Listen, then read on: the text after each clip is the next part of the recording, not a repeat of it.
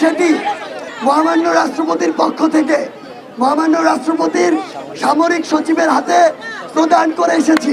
মহামান্য রাষ্ট্রপতির সামরিক সচিব নিশ্চিত করেছেন তিনি অতি দ্রুত আমাদের যে মেসেজটি, আমাদের যে স্মারকলিপিটি, সেটি মহামান্য রাষ্ট্রপতির কাছে পৌঁছে দিবেন। আমাদের স্মারকলিপিতে আমরা স্পষ্ট করে আমাদের এক দফা উল্লেখ করেছি। আমরা বলেছি বাংলাদেশের সরকারি চাকুরিতে সকল গ্রেডে অযৌক্তিক ও বৈষম্যমূলক কোটাগুলোকে বাতিল করে সংবিধান অনুসারে শুধুমাত্র অনগ্রসর জাতিগোষ্ঠীর জন্য 5% কোটা রেখে সংসদে আইন প্রণয়ন করে কোটা সংস্কার করতে হবে। আমরা বিশ্বাস করি মহামান্য রাষ্ট্রপতি রাষ্ট্রের সর্বোচ্চ আসনে থেকে সারা বাংলাদেশের ছাত্র সমাজের এই প্রাণের দাবিটি অতি সত্বর বাস্তবায়নের জন্য প্রয়োজনীয় সকল পদক্ষেপ গ্রহণ করবেন। আমরা গত 1 জুলাই থেকেই নিয়মতান্ত্রিকভাবে আমাদের আন্দোলন চালিয়ে আসছি।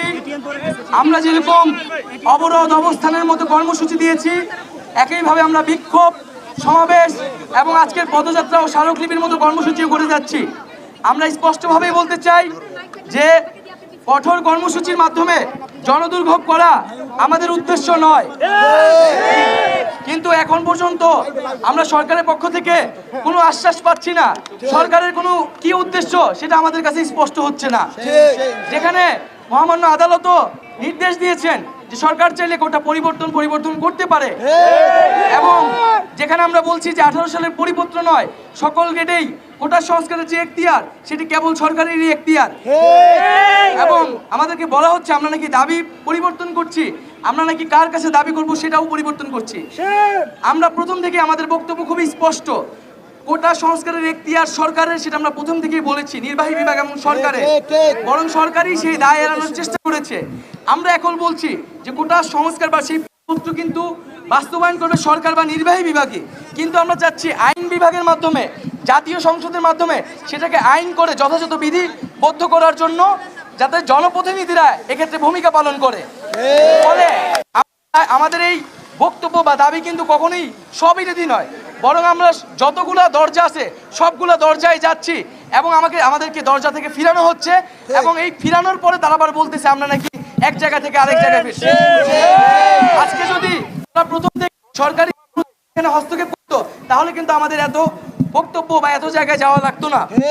তারপরেও আমরা যাচ্ছি, আজকে আমরা মহামান্য রাষ্ট্রপতির কাছে এসেছি রাষ্ট্রের অভিভাবক হিসেবে। আমরা যাচ্ছি সরকারের কাছ থেকে, যেহেতু আমরা আশ্বাস পাচ্ছি না, আমরা চাই তিনি হস্তক্ষেপ করে জাতীয় সংসদে আমাদের যে এক দফা দাবি, সেই এক দফা দাবির প্রেক্ষিতে আইন পাশ করতে ভূমিকা রাখবেন এবং প্রয়োজনীয় জরুরি অধিবেশন আহ্বান করবেন। আমরা এক্ষেত্রে আমাদের স্মারকলিপিতে আমরা মহামান্য রাষ্ট্রপতির কাছে 24 ঘন্টার জন্য একটি সুপারিশ করেছি যে আগামী 24 ঘন্টার মধ্যে আমরা চাই সংসদে অধিবেশন ডেকে সেটার আইন পাশের জন্য কার্যকর ব্যবস্থা নেওয়া হোক অথবা অধিবেশন আহ্বান করা হোক। আমরা আগামী 24 ঘন্টার মধ্যে এই দৃশ্যমান পদক্ষেপ দেখতে চাই, এবং আমাদেরকে যে দমন করার জন্য পরিকল্পনা করা হচ্ছে, আজকেও কিন্তু আমরা প্রমাণ করে দিয়েছি। ঢাকা বিশ্ববিদ্যালয়, জগন্নাথ বিশ্ববিদ্যালয়, ঢাকা 7 কলেজের প্রতিষ্ঠান সহ জাতীয় বিশ্ববিদ্যালয় অন্তর্ভুক্ত কলেজ সমূহ শিক্ষার্থীবৃন্দ, প্রাইভেট বিশ্ববিদ্যালয় শিক্ষার্থীবৃন্দ কিন্তু আজকে এই যে শেরেবাংলা কৃষি বিশ্ববিদ্যালয়, ঢাকার সকল শিক্ষা প্রতিষ্ঠান আজকে আমরা একত্রিত হয়েছি। আমাদের এই মিছিল কিন্তু থামানো যায় নাই, এবং আমরা যা সেটা দেখানোর চেষ্টা করতেছি। আমরা চাইলেই কিন্তু 10,000 20,000 মানুষের জমায়েত করতে পারি। তো আমরা চাচ্ছি না কোনো ধরনের কঠোর কর্মসূচি, কোনো ধরনের জনদুর্ভোগ কর্মসূচি যেতে আমাদেরকে বাধ্য করা হোক। আমরা চাচ্ছি 24 ঘন্টার মধ্যে একটা দৃশ্যমান পদক্ষেপ নেওয়া হোক এবং আমাদের সাথে আমাদের যে দাবি, সেই দাবি পূরণ করা হোক। আমরা আগামী 24 ঘন্টা পর্যবেক্ষণ করব সরকারের তরফ থেকে, মহামান্য রাষ্ট্রপতির তরফ থেকে এবং দায়িত্বশীল ব্যক্তিদের পক্ষ থেকে কি ধরনের বক্তব্য এবং পদক্ষেপ আসছে সেটি আমরা পর্যবেক্ষণ করে আমরা পরবর্তী আমাদের কর্মপরিকল্পনা ঠিক করব। এবং আরেকটি বিষয়, আমাদের নামে যে মামলা করা হচ্ছে, শাহবাগ থানায় অজ্ঞাতনামা মামলা করা হয়েছে। আমরা বলেছিলাম 24 ঘন্টার মধ্যে সেই মামলা প্রত্যাহার করতে হবে। আমরা এটি আরো 24 ঘন্টা বাড়িয়ে দিচ্ছি আজকে। এবং এই 24 ঘন্টার মধ্যে যদি প্রত্যাহার না হয় তাহলে কিন্তু আমাদের কর্মসূচি কঠোর থেকে কঠোর হবে।